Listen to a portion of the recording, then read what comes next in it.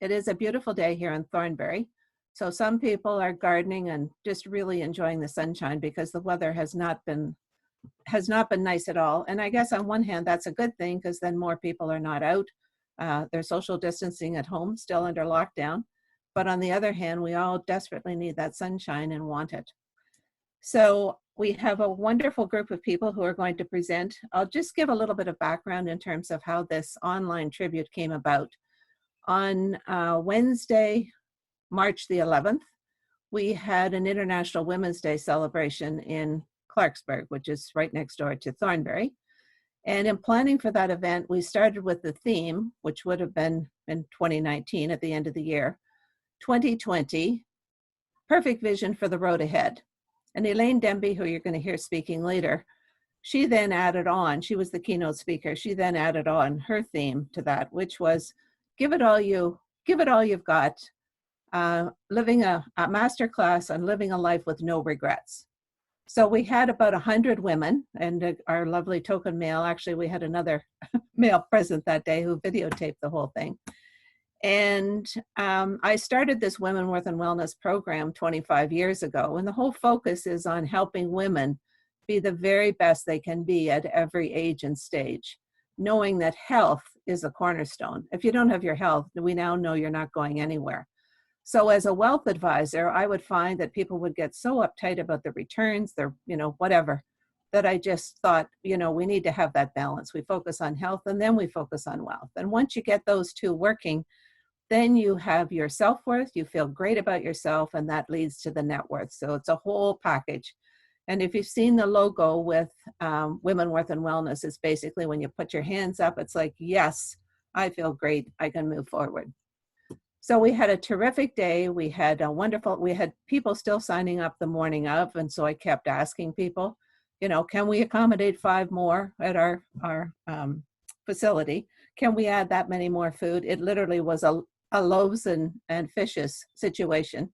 The caterer just did an amazing job. Her food is always delicious, and the food was fabulous. So we focused on women living to be 100 and how do we stay well to live well to 100. Away we go, had a great time. We had a wellness panel. We had Elaine as the keynote speaker. We left that day on top of the world, only to find out that that was 3/11, the day the world was shut down with COVID-19. And it was like, oh my goodness, this is so shocking. So as we're all coming to terms with that lockdown, and what is this all about, as more and more lockdowns occurred, then this awful tragedy in Portapique on April 18 and 19 happened. And it was like, oh my goodness.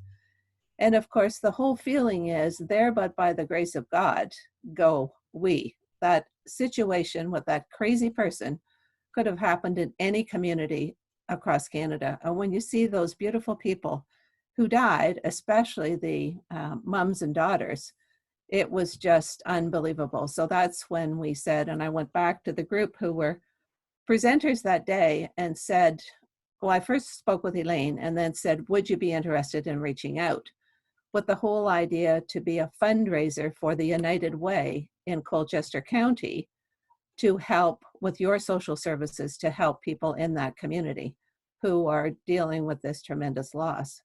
Well, we know that since then, 2 other very special women, in addition to Heidi, the RCMP officer, there was Abigail, the helicopter crash off the coast of Greece. And then more recently, last Sunday with Jen. I mean, it just is unbelievable. And then, of course, the little boy, Dylan, goes missing and still hasn't been found. So it's just one heartbreak after another. So that's the purpose of today's event. And it's for us to really share our empathy and our sympathy and our best wishes to the best that we can as we reach out from our hearts to your hearts in Nova Scotia. And just briefly, I'll tell you who the people were on March the 11th who were present. We had Tara Hunt. Her business is Anytime Fitness in Collingwood. Cecile, Live Life Fit in Thornbury. Melissa, Lemonade Collective in Thornbury, my recent virtual assistant who's really helped me with so much. Nick, of course, he was the speaker that day, or the #1 sponsor, and he's with RBC Dominion Securities in Collingwood. Andrea from Georgian Hills Vineyards, and Paula Hope as the counselor. And as they share their thoughts, they will reintroduce themselves and share their special messages. So I'll let Lydia, she created a poem, which I saw on Facebook. I gave credit to the wrong person, but then tracked her down. And it is just so incredibly poignant. So Lydia, if you could just briefly introduce yourself and then read your poem, that would be great. And then I'll introduce Deborah, who comes after you. Hi, everybody. Thank you so much for inviting me to this wonderful event today. I'm a 59-year-old grandmother, and I've battled severe depression for well over 35 years now. And it seems like when something like this happens, my muse comes out. I get so depressed over the people, the beautiful people that have lost their lives and the events that had happened, that on this day, I just sat and it just started pouring out of me because I was glued to the TV with my laptop, and I just kept thinking, oh my gosh, these poor families, what are they going through? It's just, I can't even imagine. So, like I said, with battling depression, everything has to come out. And if you get it on paper, it's not boggling up your head. And so with that being said, I wrote this here little piece for Nova Scotia, and it's very dear to my heart. And I think it came together when I found out that one of the victims was expecting, and all I kept thinking was this tiny little bud, and this is where this poem came from, and it's called A Nova Scotia Bouquet. So much sadness, so much pain, and so many lives lost in vain. They did nothing, went about their day, no idea what's to come their way.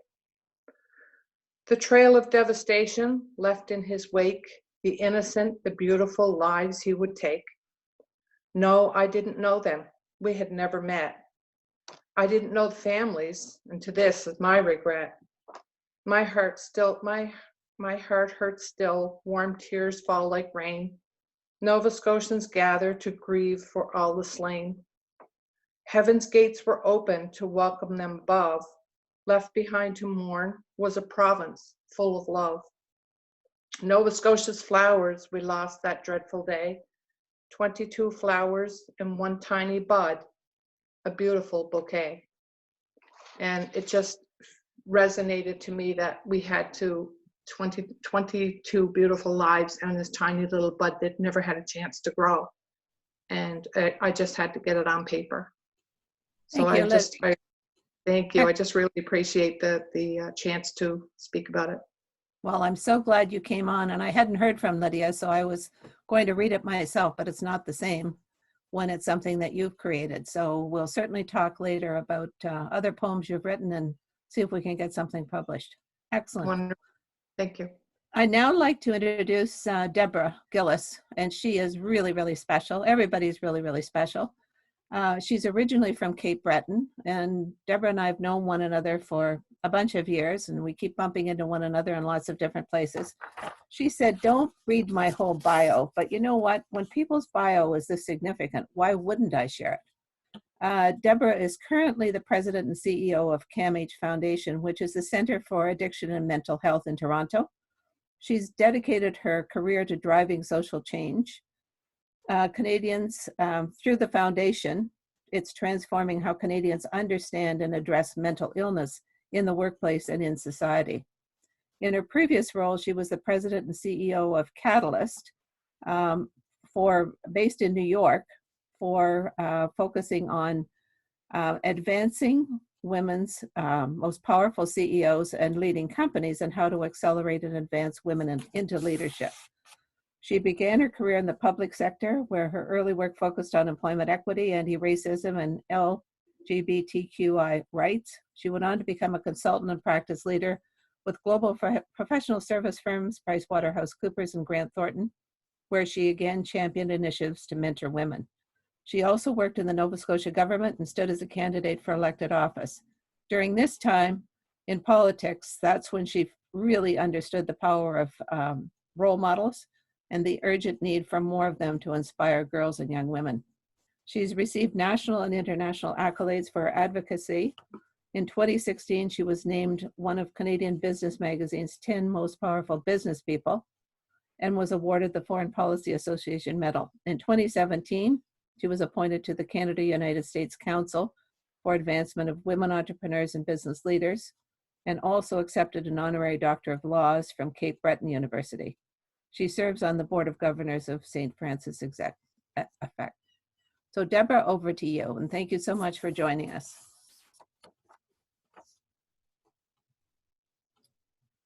Thank you. I appreciate that kind introduction. And I really appreciate being part of this conversation and this special event today. If you picked up on some of the themes in Nancy's introduction, in many ways, this event brings together all the things that I'm most passionate about in life. Women coming together to support each other, and Nick, because I always say women can only support each other with the support of good men who are our allies and advocates for us, so thank you. Mental health, which is the focus of my current work and career, and my love for Nova Scotia. When Nancy first reached out to me about this event, I said to her, the windows in my living room in my house in downtown Toronto are covered with homemade Nova Scotia tartan hearts, which was a small way for me to say to my community and neighbors that my heart was not only broken, but my heart was in Nova Scotia, and that I hoped that personal gesture in some way reached across the miles so that you knew in your communities that you were not alone and that people were sharing the pain and grief that you were all feeling. CAMH has an important tagline that is mental health is health. And I think at no point ever have we understood the link between our physical health and our mental health as we do right now. Every conversation about COVID is talking about the stress and anxiety and all of the issues that our isolation is bringing for us. And so we have, first of all, remind everyone that whether we're dealing with this situation or the grief that so many of you in Colchester County and across Nova Scotia have experienced, those feelings are normal. There are many important ways that we can take care of each other and ourselves. Lydia sharing her poem and how writing is important for her is one example. Journaling is an example. There are many things that we can do, and there are resources at camh.ca that might help, both help as you're coping with the situation that you're in, but also provide some assessment tools for people to understand if what they're experiencing is more serious and might require some help. So I'd encourage you to go there.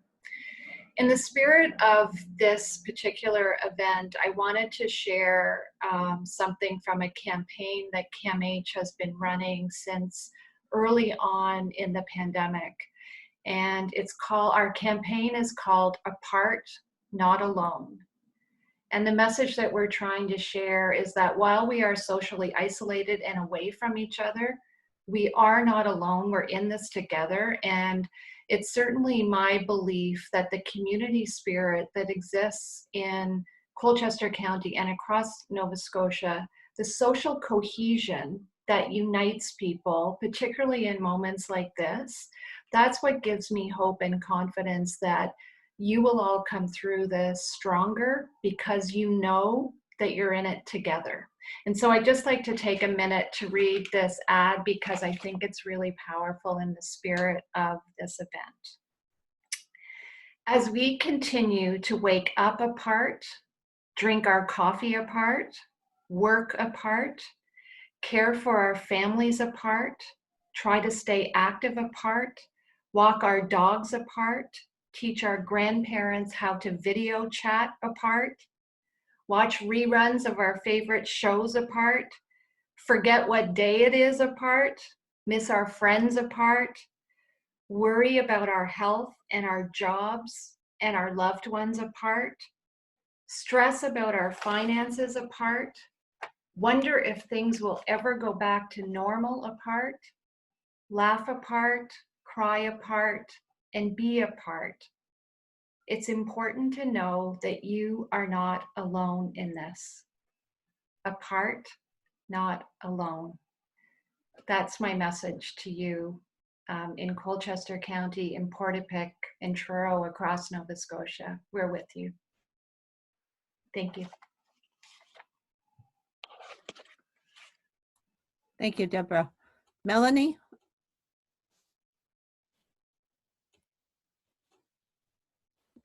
Can you hear me? Now we can. A recent grad from the Schulich MBA program on the Dean's List with a 2-year-old. Yeah, so thank you so much, Nancy, for the opportunity to be present. I'm really passionate about instilling empathy in the next generation of leaders. So in my corporate or my career life, I manage communications for the Ontario Nonprofit Network. But in my spare time, what I really love doing is researching about empathy and how do we make sure that the next generation of leaders are empathetic, so that way when we are in times of crisis or in times of tragedy, we can have leaders who can help support everyone in this situation. So today, as we give our thoughts and prayers to those who have suffered from this tragedy, I also want to remind everyone that we do have the power to take action to support the situation. Part of that is being empathetic and altruistic ourselves. So making sure that if we do have the opportunity, that we do give to important causes like the United Way in Colchester County, but also teaching our children empathy. So in the last 6 months, I've read over 170 research papers and articles on this topic. And what I realize is that teaching empathy to young children not only has this massive list of benefits that help us in situations like these, but it's also a lot easier than we think to do. We can start storytelling by acting and role playing, and even just discussing empathy and the importance of empathy at the dinner room table makes a huge difference in the skill development of this for them as they grow into adults. So whether you're a mother, a grandmother, an aunt, or a father like Nick, I want to encourage you to not only find ways to support others through these difficult times, but to also remember to find ways to empower your little ones to become empathetic too. Because right now our present may be filled with tragedy and crisis, but if we teach the next generation to be more empathetic, then hopefully our future beyond all of this can be brighter for everyone. So thank you so much again for the opportunity to speak, and my heart really goes out to everyone who's been affected by this tragedy. Wonderful. Tara? Hello everyone, my name is Tara Hunt. Together with my husband and partner, we own Anytime Fitness Health Club. So my husband and I got our start in healthcare working at Canada's largest mental health hospital for the criminally insane. And the events that occurred in Nova Scotia in April were part of what I would consider a senseless crime. It was a reminder to all of us that evil does exist. And having visited Nova Scotia while pregnant with my now 13-year-old daughter, I've experienced the warmth, the generosity, the kindness, and the compassion of the people out east. The victims are all heroes, having protected others in the line of fire. Nothing can prepare one for the deep loss of a loved one. There's an emptiness that comes with loss. Please know that you are not alone, and that we feel your loss and we feel your pain. And today, we honor your strength and your courage. Thank you. Now we'll stay. Thanks, Tara. Cecile? Hi, good afternoon. My name is Cecile. I did spend my first part of my professional career 33 years in funeral services. So I do have some understanding of the pain and grief that you're experiencing right now. But over the past few months, your communities have suffered great loss. Whether you lost your mother, your daughter, your child, or your friend, your pain is real. You may have feelings of anger or overwhelming sadness, denial, or disbelief. These are all normal feelings, and as you move through the different stages of grief, be kind to yourself. Never apologize for your emotions or to try to push them aside. Acknowledge how you're feeling and turn to each other to help ease the pain. People will often say that time will heal your pain. Right now, I'm sure you don't feel this way, but maybe with time, it will help ease your pain. Your life will look different now without your loved one, but it's important to keep their memory alive. Continue to celebrate their birthday. Don't put their pictures away, but add more to your walls and mantle. Make a homemade Christmas ornament that you will hang on your tree each year so they are still part of your celebration, and don't be afraid to speak their name.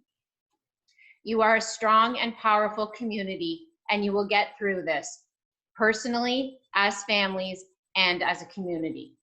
You may not know how or when your lives will be normal again, or if ever, but have hope and faith. Comfort each other and love each other deeply, and don't be afraid to ask for help. There are people who want to help you get through this. You don't need to have to walk through this alone. Thanks, Cecile. Melissa? Hi, my name is Melissa Goldman, co-owner of Lemonade Collective in the Blue Mountains. This tragic event in Nova Scotia, as well as the current events that are happening in our world today, has really led me to think about empathy. Empathy, the power of putting yourself into someone else's shoes and contemplating life as them, is one of the most strongest leadership strengths. The better we understand people and the more we know their stories, the more likely we are to show compassion and grace towards them. Being able to show empathy is to be able to step back and think about why someone has done something or acted a certain way, or being able to ask them why, rather with care rather than judgment. Social media and our rapid, fast-paced society has made it very easy for us to jump to judgment, put things in writing instantly, and make rash decisions, as well as change someone's lives forever, instantly. I believe we are in each other's lives to improve each other's stories. We have the ability to change each other's stories, and others have the ability to change ours. This is a powerful responsibility that we have. Every day, our stories have the chance to go in many different directions, and the people around us have the ability to change our course. Grief is a powerful feeling, feeling that many in Nova Scotia and around the world are feeling right now. When I was younger, my first introduction to grief was the loss of 5 boys in our community. This was the first introduction to me seeing all the different ways that people grieve, or the reactions to grief. Seeing the parents, the families, the friends, some people acting differently if it was them reacting spiritually or leading to depression, or some found a way to have a thirst to live life better, just because they realized that life can be so short. But the correlation was that everyone missed and loved those that were lost. Our stories shape our actions and reactions to life events. We may not understand why people react or act the way they do, but we have the power to try to understand them and help them through something like grief. We have the power to show compassion towards others through empathy. So I encourage you to step back when you don't judge people. When you have the urge to judge, try to understand. Be there for one another, cheer each other on, and watch each other grow. Thank you. Thanks, Melissa. Nick? Hi all. Thanks so much again for involving me in this. You know, March 11th, we had this Women, Worth, and Wellness event that we put together. And it's interesting to me that at the time, what we were acknowledging with that event is to some degree acknowledging the adversity and, you know, challenges that exist today and that would exist ahead. And who would have known that the domino effect would unfold as it has since then, with COVID and some of this Nova Scotia disaster and others. So, but I think actually a lot of the previous speakers, like Deborah, having said that big emphasis on recognizing the difference between apart, not alone, is entirely true. How have we in the past addressed adversity? And in every scenario, it has resulted in uniting to overcome the adversity. And I think that's what we're doing today, and that is the answer, is coming together to unite against adversity, to protect our willingness to live free. And so I think that these recent examples of adversity, so severe, have only, I think, reminded us that this is why we almost foreshadowed to some degree the things that have happened since our March 11th event. So I think we have to continue to recognize that. And health is your number one asset. Make no mistake. Health and happiness, and mental health is health. Absolutely. So I just wanted to say I was very thankful to be involved, and to just, those are my versions of empathetic thoughts. But in whatever challenges that we may work on together, it's about coming together, recognizing the challenges, and there's only one way forward. Thank you. Excellent. Thanks, Nick. Andrea? Hey. Hello. My name is Andrea O'Reilly, and I'm the manager of operations and marketing with Georgian Hills Vineyards in the Blue Mountains. So I want to say that I really was taken back and trying to think of a quote that would epitomize all of this. And for whatever reason, this quote came to mind. Hold on to the love and not to the loss. And so then I started to think about that. And it's like now more than ever, like I'm going to direct it to the Nova Scotians, my Nova Scotian friends. You're being asked to move into the consciousness of the heart, where love, compassion, and I call it at one moment become your governing virtues. But when we see through the eyes of the heart, we burn back the darkness. And I think it's really important. So my message to you would be that with the healing journey ahead, it's a long journey, but the challenge is to see and feel not from the mind, but with the heart. So my message is short, but it's like from our hearts to your hearts. Namaste. Lovely. Okay, I'll now introduce Elaine very briefly. Elaine and I, over my Women Worth and Wellness career, have spent a lot of time together on different events, and we've certainly had a lot of fun. We really have. One time somebody said, Nancy, where did you get the idea for all of this? And I said, well, from my mother, of course. Everybody gets it from their mother.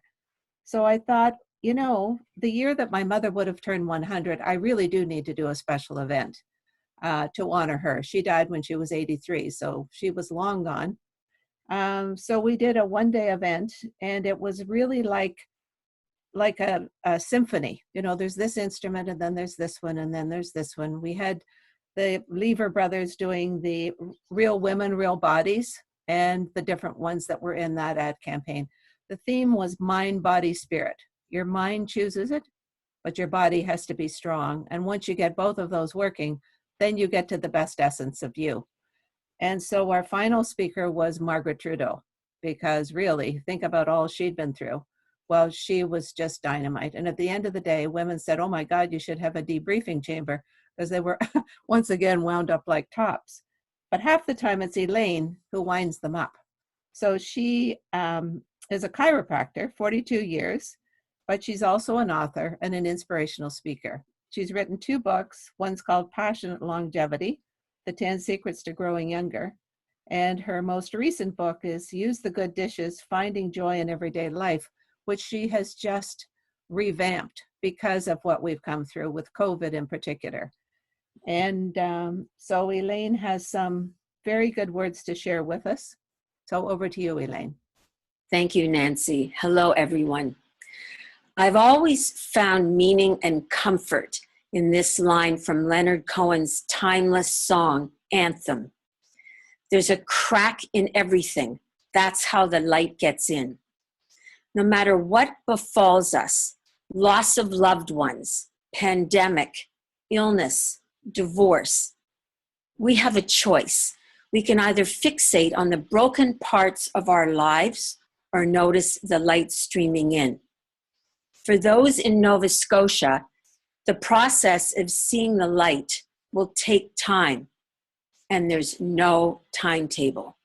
You are in a liminal space, the time between what was and what will be. It's the waiting place for grief, where one feels raw and vulnerable.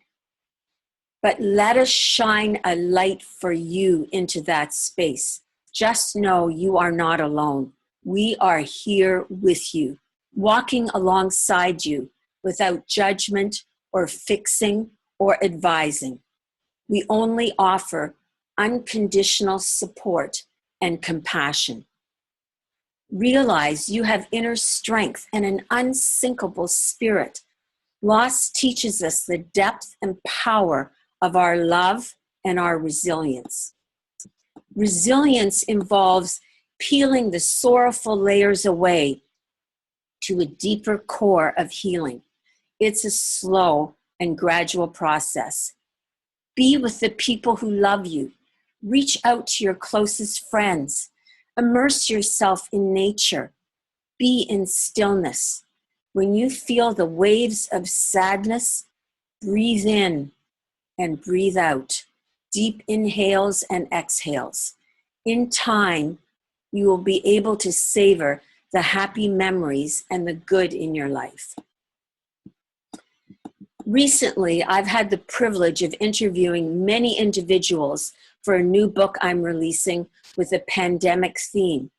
For over 2 months, we've all been living through loss, fear, and disruption, routines upended with uncertainty for the future. With social distancing, we can't even hug loved ones. We're experiencing a Joni Mitchell moment.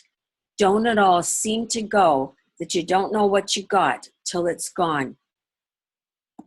When life strips everything away, we become more conscious of our values, more aware of what truly matters.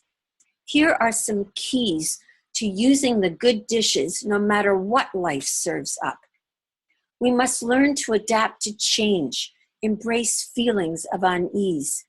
If you want to live fully, we must accept life as it is, its disappointments and losses, as well as its joys and triumphs. When bad things happen, there's no point in asking, why me?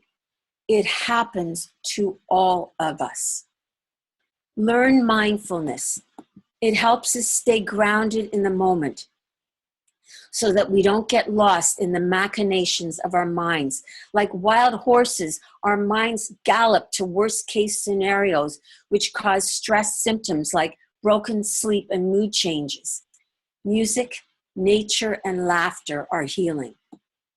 Remember, whatever emotions we are feeling are temporary. Maintain perspective on your situation. Stop ruminating and breathe. Health is number one, your health. In this time of uncertainty, there is evidence everywhere that humanity is alive and well, fueled by compassion, cooperation, kindness, generosity, and gratitude. People reaching out to help families, neighbors, and their communities. Celebrate those loved ones we've lost, we were privileged to know. Honor their life stories. They are the gifts for our heart, unextinguishable by time. We take them with us on our journey forever. Most of all, don't postpone joy. We postpone joy when we inhabit the future and wait for something big to make us happy. We postpone joy when we inhabit the past and fester in regret and resentment. Real joy is found in the present, in the process of living, in the hundreds of tiny, ordinary moments that we experience each day. 20 years ago, I wrote a poem called Use the Good Dishes. I would like to recite an excerpt from this poem. The beauty of life is the journey, all the day-to-day lessons we learn. Be grateful for the rough ones, the pain and the tough ones. Everyone has their turn. Each day is a gift. It's a present we should be so thankful for. Open it now, don't save it. We never know what's in store. One of these days is here now. Don't look back with regret. When you live, when you laugh, when you love, the good dishes on the table of life you have set. Thank you.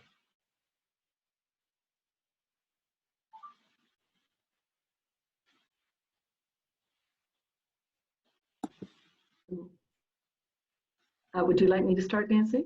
There we go. Yes. Thank you, Elaine. That was excellent. And certainly all of those very special people are ones to remember forever and to keep them front and center in your life every day.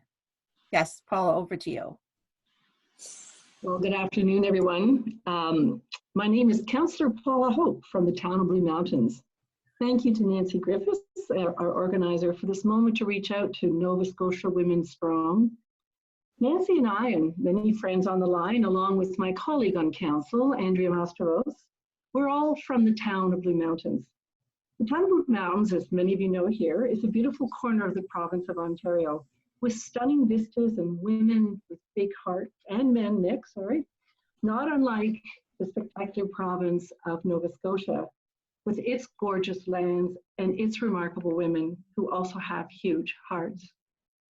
I have visited Nova Scotia many times in my life, in every season, and I'm always humbled by the grace and warmth of your people. I love flying into the Halifax airport, well most times, except when the weather is bad, and then I have to say it's hell. But other than that, on a good weather day, however, high up from the sky, you can see miles and miles of forest, preparing your visitors for the fact that they are in for a real treat, and that they will soon be in a very special part of this spectacular country called Canada. I always sing farewell to Nova Scotia quietly in the plane, even though I am just arriving.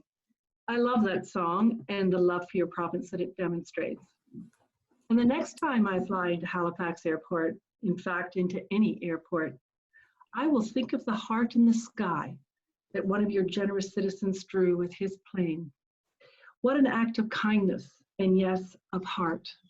Come to think of it, this gentleman's generosity is no big surprise because he comes from a land of such giving, loving people. The people of Nova Scotia, the women of Nova Scotia, who are fabled for their big-heartedness. Because you have such big hearts, we are here to help you live them in this very challenging time.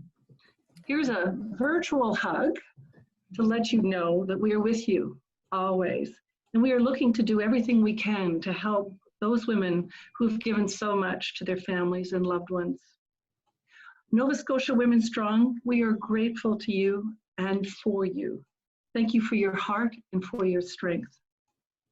Please know that this too shall pass, and as Her Majesty Queen Elizabeth shared in her recent speech, there will be better times. Keep safe and keep well. Thank you. Thanks, Paula. As I've said to several people in planning this and bringing it together, we take life for granted, but we know that it is really very fragile and it goes by very fast. It's very fleeting. So I think just building on Elaine's message that knowing that today is the present, that's why it's called a gift. So we need to live each day exceptionally well. Kathy, over to you. Thank you. My name is Kathy Hinton, and I'm a town councillor for the town of Truro in my beloved Truro, Nova Scotia, and beloved province, Nova Scotia.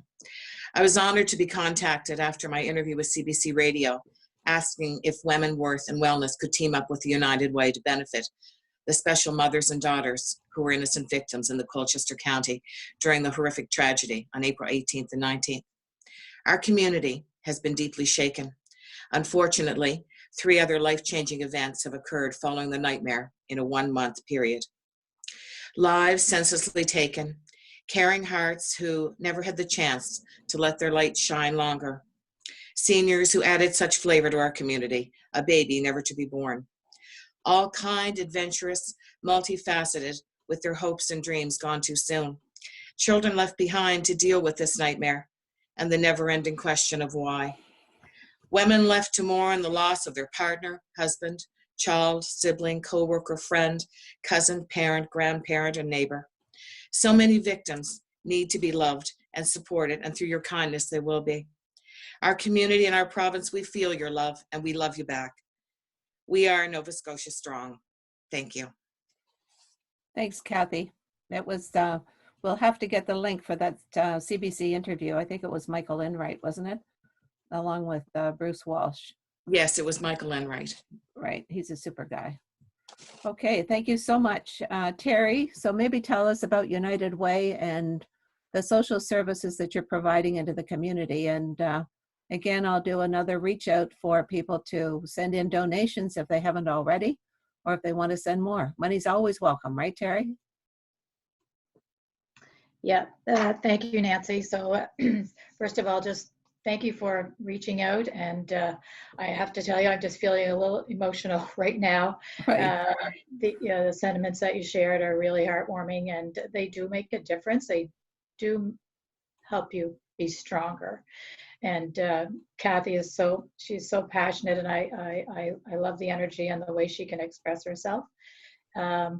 Myself personally, I find I can handle, I don't know if that's the right word, but grief, I feel like I'm stronger.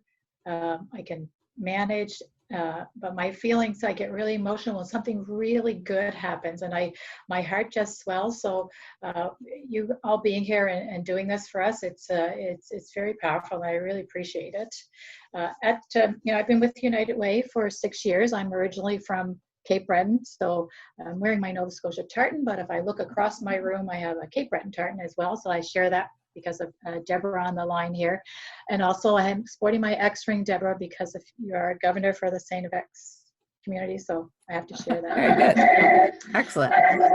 Yeah, so at United Way, we're all about supporting our vulnerable citizens, young, old, everybody in between.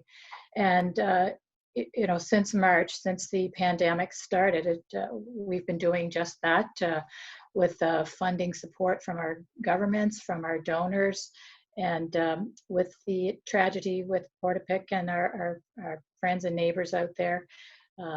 We've been looking for a way that we can support folks because we can't fund individuals directly. So programs that are impacting people right now we support like Hospice Society, our Canadian Mental Health, our local branch, Colchester East Hants branch. And I see us also working with our Families Resource Center in the future, because if there's children and families that need support out there as well. So this is not just the current need, this will be ongoing for quite some time. Other things that are happening as well is I guess for us and for a lot of people in Nova Scotia, I guess we don't want to be remembered for the worst mass murder in history, in Canada's history. We want something's going to come out of this, something that's going to come out of this that's going to make us stronger, and that light that's coming into those cracks, we're going to see that. And there are conversations now happening about a legacy project. United Way is involved with that, but it's just so beginning, and we have to wait for the right time as well. It's not the right time right now to look to that legacy project, but between the Communities Foundation and United Way and some other donors, things will be happening for a legacy project that will be powerful, meaningful, and just have such an impact in that community. So that's longer term, but those are the things that are happening here on the ground. I also just want to share some thoughts because I'm sitting here listening to all the kind things and wonderful supportive things you are saying. And I want to share the things that captured me were, well, Lydia's poem. There's so many works of art that have coming out that are coming from this. And I don't have the poem in front of me, but I encourage you to Google and find Sherry Fitch's poem.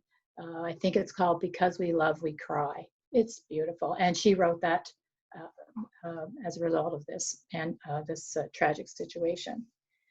Something that's gotten me through grief that I turn to is there's a young folk singer. Her name is Kim Wempy. She's originally from Humboldt, Saskatchewan. She wrote this song before they had their tragedy.